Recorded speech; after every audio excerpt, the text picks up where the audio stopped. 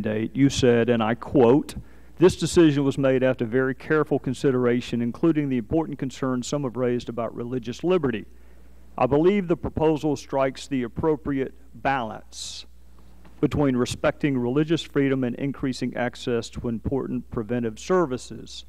There are only 3 balancing tests that I am aware of when it comes to matters of constitutional significance. There is the rational basis balancing test for economic legislation. There is the intermediate or mid-level scrutiny for gender-related constitutional issues, and then there is the heightened or strict scrutiny when fundamental rights are involved. And given the fact that I am sure you concede that religious liberty is a fundamental right, which of those 3 constitutional balancing tests were you making reference to when you said you balanced things?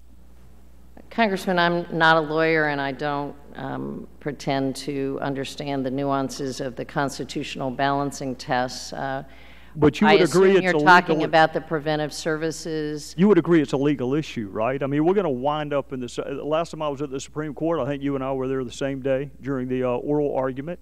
This mandate is going to wind up in the Supreme Court. To me, it is.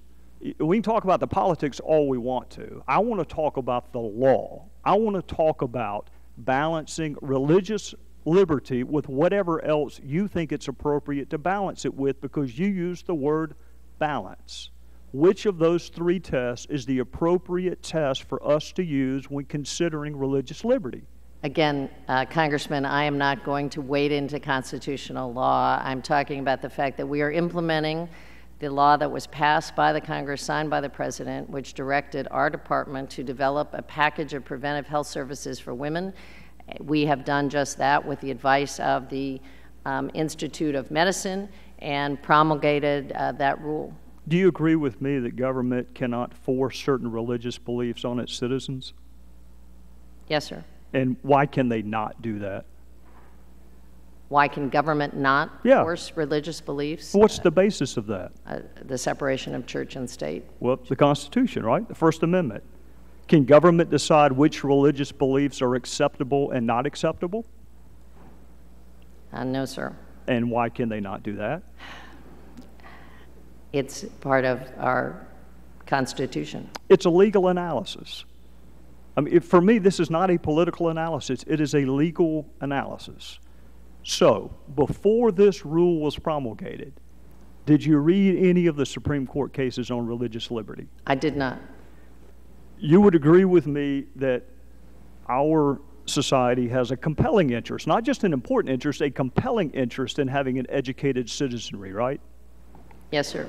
Right. So when a state said you have to send your children to school until a certain age, and a religious group objected because they did not want to send their children to school until that certain age, do you know who won? It went to the Supreme Court. I do not. The religious group won. I think the state has a compelling interest in banning animal sacrifice. Whether it's compelling or just important is irrelevant for purposes of this discussion. When a state banned the practice of animal sacrifice and a religious group objected, it went to the Supreme Court. Do you know who won that? I do not, sir. The religious group won.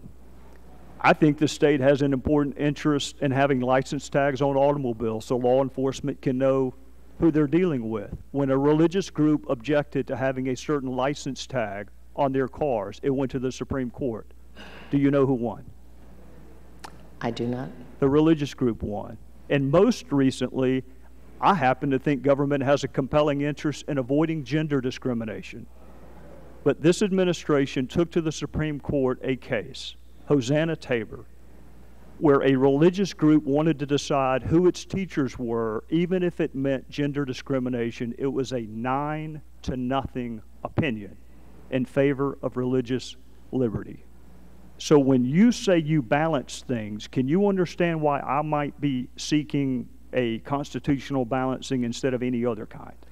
I do, sir, and I defer to our lawyers to give me good advice on the Constitution. I do not pretend to be a constitutional lawyer. No. Is there a legal memo that you relied on? At least when I relied on discussions. at least when Attorney General Holder made his recess appointments, there was a legal memo that he relied on. Is there one you can share with us? Attorney General Holder clearly runs the Justice Department and lives in a world of legal memos. Do you have attorneys? I'm sorry, the gentleman's time has expired. You can ask